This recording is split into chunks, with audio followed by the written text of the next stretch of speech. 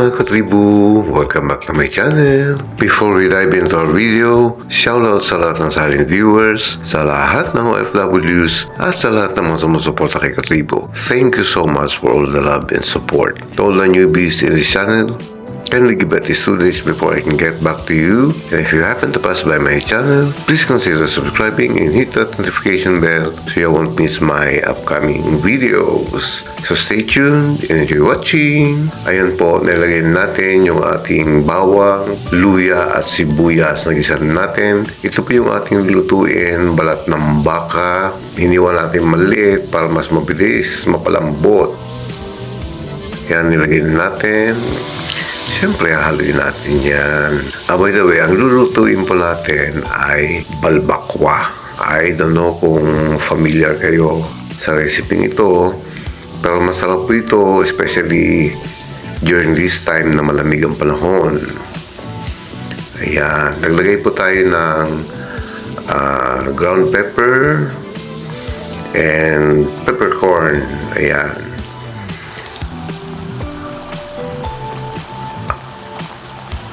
Actually, natutunan ko to sa kaibigan ko from Mindanao.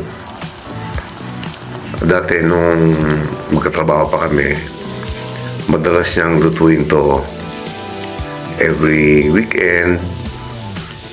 Pag may time kami, nagluluto siya to.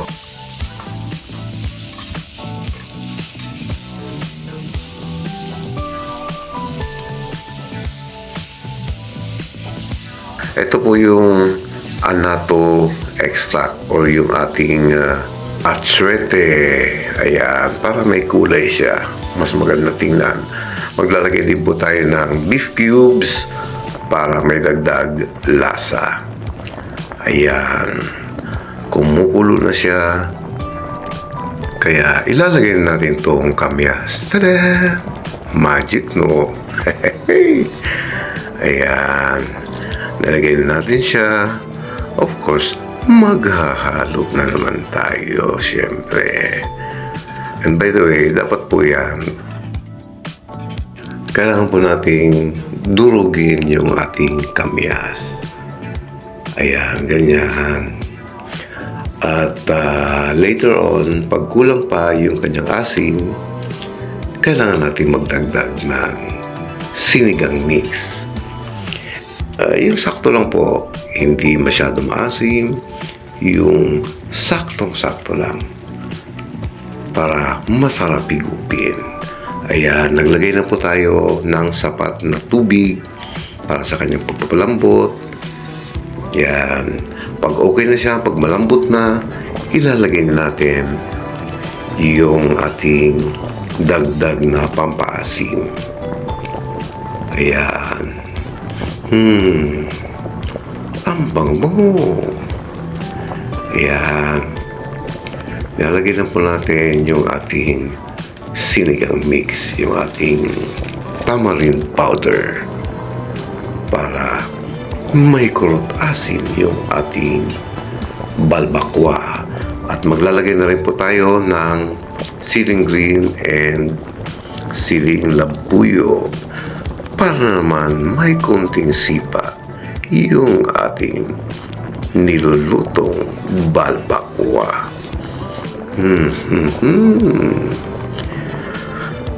Napakasarap amoyin. My goodness. Ayan. Malapit na po siyang maluto. Actually, malambot na yung kanyang malambot na yung ating balat ng baka. So, simmer pa natin for at least 1 to 2 minutes and okay na yan. Try nyo to mga katribo. Garantisadong masarap. Siguradong solve na solve kayo.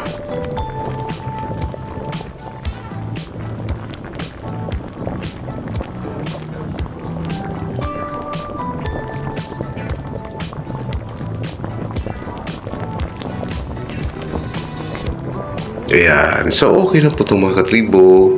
So, hahanguin natin at ng masintensya na. Hitsura pa lang. panalong-panalo na. Mainit, malinamnam, saan ka pa? Kahit umuulan or malamig ang iyong Pasko dahil wala kang love life, panalo ito para sa iyo. Joke lang po Masarap po ito, subukan nyo. Single man kayo or may love life, siguradong magugustuhan nyo ito. So, ang kagandahan po ng recipe ito, pwede nyo itong iulam. Tulad nitong gagawin ko, titestingin natin. Maglagay tayo ng konting sabaw. Eh, siyempre, konting laman yung ulam ba, para matikman natin kung gaano siya kalasa pag may kasamang kanin. My goodness, nanginginig-inig ako sa sobrang excitement. Ayan, unang subo para sa inyo mga katribo. Sarap talaga mga katribo. Kaso, sumisipa talaga yung hanghang. Pero masarap mga katribo.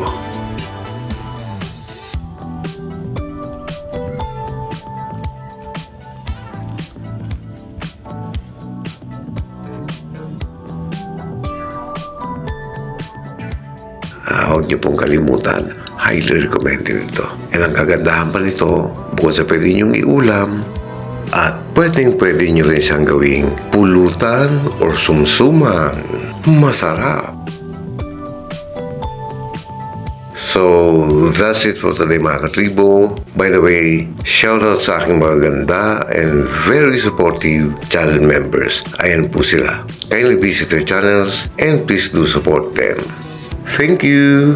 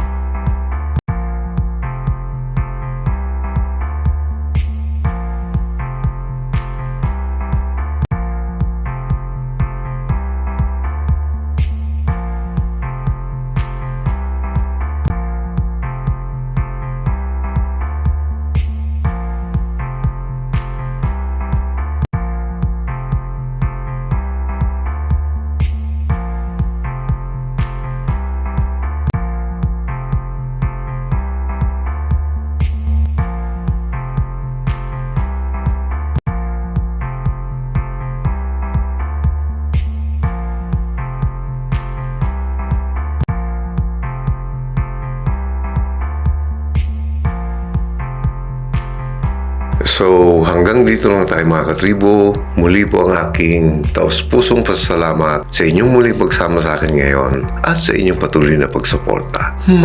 Maraming salamat po. If you like this video, please like and share to your family and friends. Mag-iingat po tayong palagi sa ating pang-araw-araw na pagkipagsapalaran sa buhay para sa ating mga pamilya.